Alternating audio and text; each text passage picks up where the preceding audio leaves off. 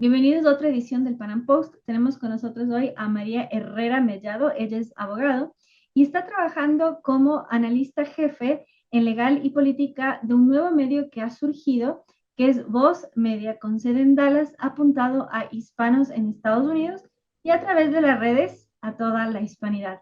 Bienvenida, María. Muchísimas gracias, Mamela. Es un placer estar aquí de nuevo contigo. Muy amable. Entonces, María nos va a contar un poquito. ¿Qué sucedió en estos días? Hubo en Washington, D.C., en la capital, una cumbre denominada America First, ¿no? Estados Unidos primero. ¿De qué se trató? ¿Quién estuvo presente? ¿Cuál fue el foco? ¿Y cómo impacta a la comunidad hispana? Bueno, esta primera cumbre del Instituto de Política America First, Estados Unidos Primero, fue maravillosa. Fue una cumbre donde se dieron cita muchísimos congresistas, senadores, ex representantes de la Cámara de Representantes de Estados Unidos y, por supuesto, supuso el regreso a Washington, D.C. del expresidente Donald Trump. ¿De qué se habló? ¿En qué consistió? Pues básicamente fueron unos paneles en los que se debatió todas las políticas públicas y se analizó precisamente eso, qué significa America First. Y para que os hagáis una idea, nos dieron mucho material, este estaba en español, el organizador de la prensa o el que llevaba la prensa para los hispanos fue una persona muy carismática y muy bien relacionada con todos los que venían y nos ayudaba a conseguir entrevistas. Yo pude entrevistar a personas como el CEO de Goya, que vino a hablar. También conseguí hablar con el que fuera el ex fiscal general durante la presidencia de Donald Trump, el ex asesor para la vicepresidencia, para Mike Pence, durante la administración pasada. Y precisamente la agenda de América Primero se basa en 10 pilares, como aquí lo marcan ellos, ¿no? Que es básicamente hacer que la mejor economía del mundo funcione para todos los estadounidenses, poner a los pacientes y médicos a cargo de la atención médica, otorgar a padres y madres más control sobre la educación de su hijo, etcétera. Como podéis imaginar, se habló también de la necesidad de que Estados Unidos sea independientemente energético y de asegurar la frontera. Aprendimos muchísimo, asistieron personas como Ted Cruz, Newt Gingrich, congresistas de todos los estados también, fiscales generales, una cumbre que mereció mucho la pena, Mamela. Interesante esto que mencionas, muchas gracias. Y ya que mencionas al expresidente Trump, sé que en esta cumbre él habló de una candidatura, algunos medios anunciaron que ya es oficial, otros que es una posibilidad. Tú que lo viviste en carne propia, ¿cómo fue? ¿Cuál es la mira a las elecciones legislativas de noviembre y qué nos espera en este 2024? Donald Trump ha dicho en reiteradas ocasiones que él quería esperar hasta los resultados de las elecciones de medio término en noviembre 2022 para anunciar digamos, su candidatura, que se iba a postular a las elecciones presidenciales del 2024. Sin embargo, hace 2 semanas también dijo que quizás lo haría antes. Cuando escuchamos el discurso de Donald Trump en el America First en Washington, D.C., muchos medios se apresuraron a decir que de lo que se habló, como él habló, el tono presidencial, se dio a entender de que él iba a presentarse y era digamos, una primera toma de contacto con el futuro candidato a las presidenciales 2024. Importantísimo reiterar, como lo hizo él, la falta de seguridad en ciudades y estados donde mayoritariamente gobierna la izquierda estadounidense, por como recordemos, Mamela, o sea, se aprobaron políticas de quitarle fondo a la policía, descriminalizar, despenalizar delitos terribles como golpear a la fuerza y cuerpo de seguridad, la prostitución, el robo, el asalto, algo que, o sea, resulta de verdad, no sé quién ha estado pensando que estas políticas iban a tener ningún efecto positivo. Tocó el tema de la frontera, cómo no, estamos viviendo la peor inmigración, la peor crisis migratoria humanitaria desde que se fundó el Ministerio de Seguridad Nacional.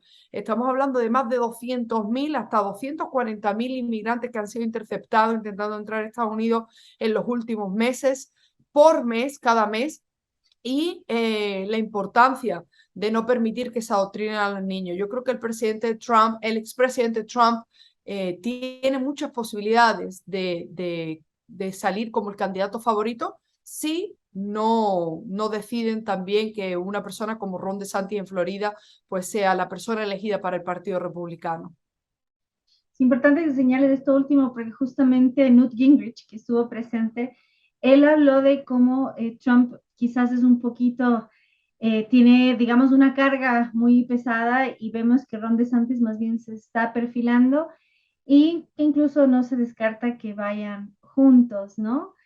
Y de hecho hoy vi un afiche en Florida, decía Make America Florida. Florida America, como que ya sea ese el arquetipo por la libertad que se vive. Y solo para un poco concretar esta idea de America First. En la Guerra Fría vimos mucho esta dicotomía de capitalismo-comunismo. Hoy vemos una nueva dicotomía que es globalismo y soberanía. ¿Por qué es tan importante? ¿No? Y también el tema, si podemos brevemente, como hispanos, ¿no? Nos toca mucho este tema de la migración, ver el sufrimiento que pasan los mismos migrantes y la afectación sobre quienes han migrado legalmente. Si nos puedes dar un breve pantallazo de la importancia de poner a la nación primero y cómo los propios hispanos sufrimos la migración. Gracias. Yo creo que varios de los ponentes fueron claros, ¿no? Y en eso tienen toda la razón. Un país sin frontera, pues no es un país sin soberanía tampoco es un país. Lo que quiere este globalismo absolutamente descontrolado es que las mismas políticas que le apliquen, por ejemplo, o que gobiernen un país como Noruega, pueden aplicar en Estados Unidos. En Estados Unidos de por sí estamos teniendo una crisis, esto es importante notarlo, porque dentro inclusive del país, aquellos que no solo se venden al globalismo, que quieren que las políticas nos las dicten desde la Oficina de Naciones Unidas o desde el Foro Económico de Davos, no entienden que Estados Unidos tiene una segunda protección que ahora mismo se está poniendo mucho en riesgo. Y yo tuve la oportunidad de entrevistar a varios congresistas y le llamé la atención de cómo Estados Unidos no solo tiene que defender su soberanía, sino tiene que defender el federalismo. Y por eso me explico, no se trata que el gobierno federal siga aumentando, creciendo y dictándonos a los residentes de diferentes estados las políticas que solo nos tocan a nosotros decidir. Hablamos, por ejemplo, que la semana pasada se habló de federalizar el matrimonio. Oiga, mire, el matrimonio es una cuestión estatal. Yo no quiero vivir como viven las personas en Nevada, ni que el matrimonio de Florida sea como el matrimonio que es regulado en Iowa. Yo quiero que Florida sea Florida y si no, me puedo ir a Texas y que Texas sea Texas. Esto es muy importante porque dentro de lo que es la soberanía nacional, tenemos que entender la importancia de la capacidad de defender nuestras políticas soberanas en nuestros estados. Cambiando el tema de la inmigración, Mamela, mira, tú sabes que tengo ese programa de Hispanic Dilemma y precisamente cuando lo fundé en estado de alarma fue por el tema de la inmigración. El dilema que nos enfrentamos los hispanos aquí, cuando por un lado queremos defender la seguridad nacional y decimos sí a las fronteras, sí al muro, sí al control fronterizo, pero por otra parte tenemos a tantos familiares, amigos que andan cruzando fronteras y que vienen aquí. El problema es, como decía el panel de seguridad nacional, en el America First Summit, es que ahora mismo los carteles de traficantes de seres humanos ganan más en una semana, Mamela, de lo que es el presupuesto de la patrulla fronteriza en todo un año. Eso te da una idea de que realmente la frontera está controlada por aquellos traficantes de seres humanos que acaban violando a las mujeres, que acaban arrendando, alquilando a los niños menores y que esto no se trata de que no nos dé pena, no, sí, nos da mucha pena lo que está pasando porque realmente los inmigrantes son los primeros afectados. Con decirte que tú sabes que como abogada de inmigración vemos los casos, es absolutamente horroroso, más de 2 millones colapsados en los tribunales de inmigración, un retraso absoluto a la hora de procesar las entradas y también la emisión de visado. Y no se trata de un trato menos humanitario, sino que hay que defender nuestras fronteras, como me decía y me confirmaba la representante Mayra Flores, pero también darle un trato digno a aquellos que viven aquí, porque hay muchas personas que ni siquiera pueden llegar a regularizar su situación después de tantos años esperando en la cola. Y gracias por mencionar a la legisladora Mayra Flores. la primera legisladora nacida en México, que ahora es congresista por parte de Texas. Y con esto, la última pregunta, ya que fuiste muy concisa, nos dio espacio para un poquito más de preguntas. ¿Qué significa para la comunidad hispana una representante como Mayra Flores que sobre todo representa los valores de los hispanos? Porque vemos que muchas veces es instrumentalizado el hispano hacia agendas contrarias a nuestras tradiciones, folclore y etcétera, y cómo más bien ha sido retratada la población por parte de, por ejemplo, la primera dama de la nación. Así es. Pues mira, yo tuve la oportunidad de conocerla personalmente, nos conocíamos de redes este fin de semana y yo creo y mantengo lo que le dije a ella, para nosotros, para los hispanos, para millones de hispanoamericanos, Mayra Flores es un referente porque ha sido una mujer nacida en México que digamos que está casada con un agente de la patrulla fronteriza, que es madre de 4 niños, que es una mujer que dice claramente que antepone a Dios, a la vida, a la familia y a su país por encima de un partido político. Eso es importantísimo porque es un referente. Por otra parte, cuando yo le pregunté sobre sus valores, sus principios, ella lo dice, lo expresa y lo mantiene. O sea, mis valores y mis principios no están a la venta. Y eso en un momento en el que tenemos otras representantes como Ocasio Cortés, que yo he leído tu último artículo y tus tweets, donde claramente se ve la hipocresía, ¿no? De hacerse la arrestada, la víctima, que nos venden como si fuésemos una comunidad no sé, con menos oportunidades que el resto.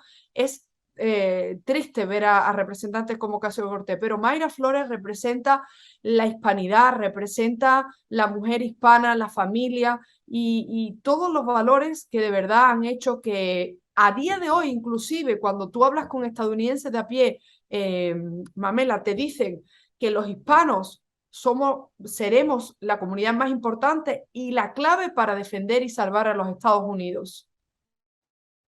Muchísimas gracias. En ese sentido, justamente como Jill Biden, con su analogía de los tacos y todo eso, generó mucha conmoción porque mostró no conocer muy en profundidad. Y en ese sentido, la sátira es una herramienta muy sagaz. Entonces, para ir cerrando, si querías dejar algún mensaje a la comunidad de lo que viste, como bien proyectaste, cómo se ve a la comunidad hispana y qué significa hoy políticamente ser el 18% de la población, la minoría más grande. Pues sí, Mamela, yo lo que vi, lo que me gustaría, el mensaje que me gustaría mandar es que a más hispanos, me hubiese gustado ver una mayor representación de los congresistas, senadores, líderes hispanos en el America First Summit, como lo mismo me gustaría ver en los CIPAC en Estados Unidos. Yo creo que hay que contar la historia. Tú eres una mujer que defiende a capa y espada la hispanidad y cuentas además muy bien la historia hispana de los Estados Unidos y eso es importante. Tenemos que tener mayor presencia. La cumbre fue fantástica. Yo creo que los paneles fueron muy educativos.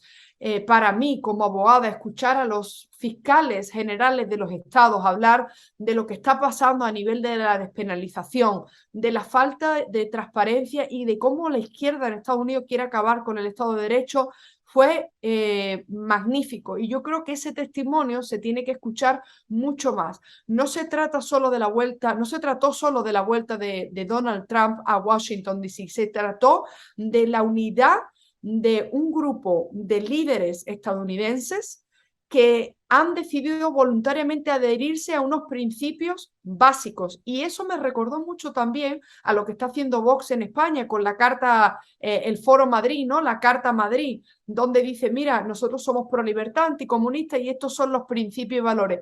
Ellos lo hacen muy bien. Dijeron todo, y esto es importante, todos los candidatos que quieran presentarse y quieren tener una carta de presentación como un candidato de America First, tienen que adherirse a unos principios y a unos valores. Los principios de defender la soberanía nacional, defender a la familia, la vida, de anteponer a Dios, de defender la independencia de los Estados Unidos y la no intromisión en guerras externas y asuntos externos cuando los intereses de Estados Unidos no estén en primer lugar. Del futuro, el futuro político de los Estados Unidos y el futuro del Partido Republicano se va a ver condicionado por este Instituto de Políticas Públicas de poner a Estados Unidos primero, porque realmente el legado de Trump y lo que él hizo durante su mandato es la base, pero el futuro estará en aquellos candidatos que sin tibiezas defiendan la vida, la familia, la patria y a Dios, y esos serán los candidatos que hagan que el sponsor lo haga este instituto. Se anunciaron también, Mamela, algo muy interesante, se anunciaron reuniones en las ciudades más importantes de los estados, como se le llama aquí, de Battleground State, para llevar el mensaje de estas políticas públicas. Hay que darle seguimiento a este instituto. De nuevo, felicitar a la organización, felicitar a todos aquellos que han logrado unirnos y una antesala al CPAC Dallas que tendrá lugar el próximo mes de agosto y en el que de nuevo los hispanos conservadores deberían de tener una presencia mucho mayor en este tipo de eventos políticos. Muy interesante, sobre todo por este elemento de autocrítica que señalas. Para quien no sepa, el animal característico del Partido Republicano es el elefante. Entonces se llama rinocerontes, justamente aquellos republicanos que no son fieles a sus principios, sino que tienen una nariz un poco larga. Y en ese sentido, lo que se llamarían los neocons, estos neoconservadores que muchas veces caen en este belicismo, ¿no? Que justamente replegó en el tiempo de Trump, que ya no era ese policía del mundo, sino justamente priorizaba la nación y a su vez resguardaba la seguridad nacional y que eso a su vez permite defender mejor las ideas en cuanto no hay ese excesivo gasto estatal ni ese intervencionismo salvo, como mencionas, en defensa de la nación. Así que muchísimas gracias por tu tiempo y por ser ojos y oídos en esos espacios. Y Muchísimas bienvenida a la próxima. gracias y hasta la próxima. Gracias.